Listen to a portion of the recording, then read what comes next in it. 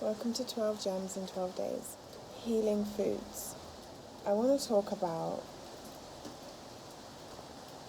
the need for using food as actual sustenance and to get away from the worldly view of eating for pleasure only.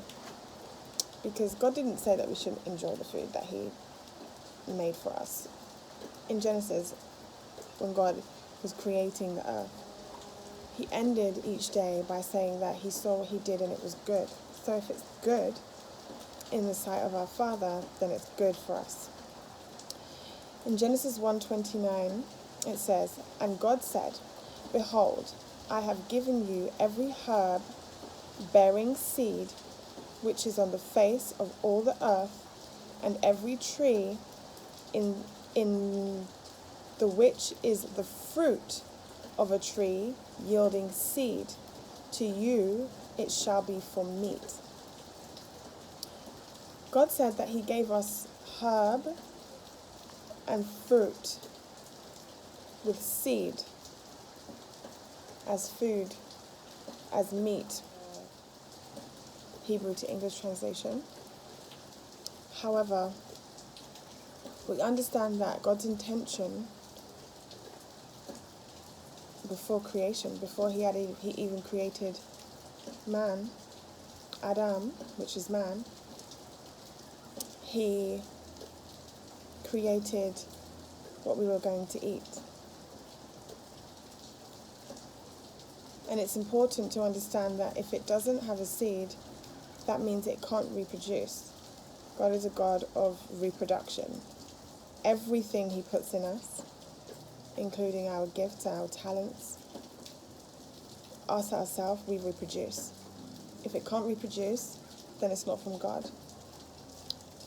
So we need to focus more on eating foods that are naturally reproductive, not forced to reproduce, not created by man and produced in labs, and not even plants that have been created years ago that now reproduce in the ground because they're hybrid. You can still eat some of those plants, but the main ones are the ones that are naturally reproducing of their own seed over and over again, that don't need any help, that all they need is God's elements, the sun, the earth, and the water, which basically makes them organic, right? Or some people could call them natural, or some people could call them alkaline. So whichever way you want to look at it, is God's food. And He said it was good. So it's good for His children.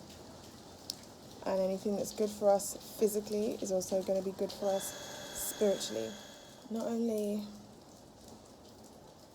is food sustenance, but it's also healing. And when we eat of the herbs and the fruits, and also, vegetables, grains, that we can heal ourselves. It's been proven that we can heal ourselves with these foods. Herb is food. Things that people cut and throw away are there for our healing.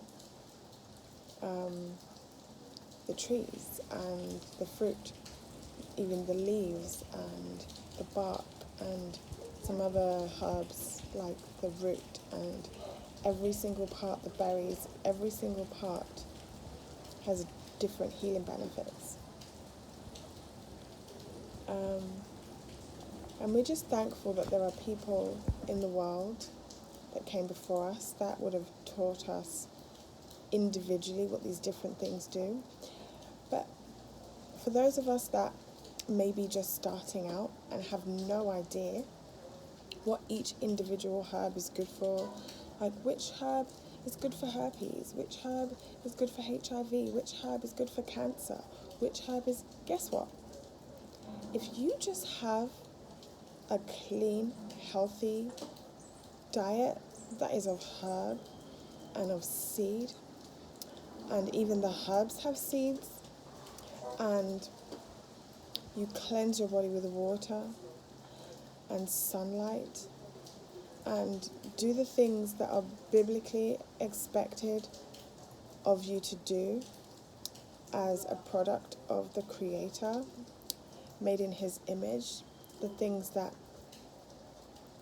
He desired for us to have to keep us strong and healthy.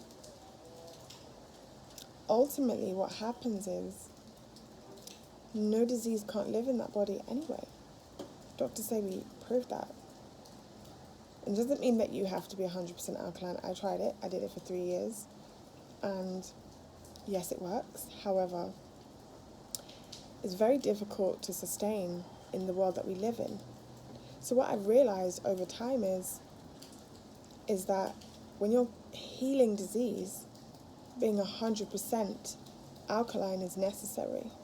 When you're living, being clean is necessary. You have to find a balance that works for you. If being 100% alkaline works for you all the time, then do it. Do it. There's a scripture in the Bible that speaks about if you've been convicted in your spirit of a thing, whether it's to eat meat or not to eat it, then do the thing that you're convicted of, but don't condemn your brother for eating it. It's required for your body to be sustained on a cellular level that doesn't necessarily involve healing of a disease or of, whether it's of the mind or of the body. That's necessary. We actually need that. We're actually designed that way. So ultimately what I'm suggesting is, instead of, buying thousands of pounds or dollars worth of medicines and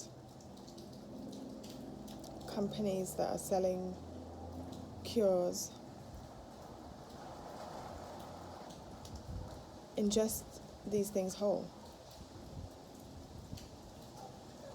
There are very few herbs that have side effects.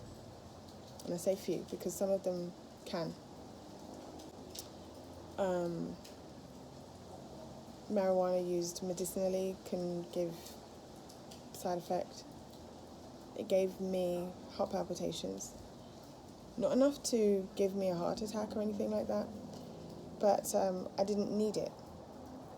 So using it just as a daily herb is not recommended. Using it as a herb for somebody that has seizures or severe pain syndrome, things like that, could be useful.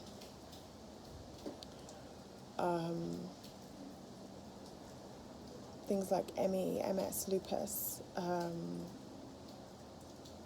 There's so many different things that it's good for. Valerian is another herb that is not recommended to be used daily or often, but it's really good for somebody that is dealing with depression or psychological traumas or issues, mental health. And there are certain herbs that need to be taken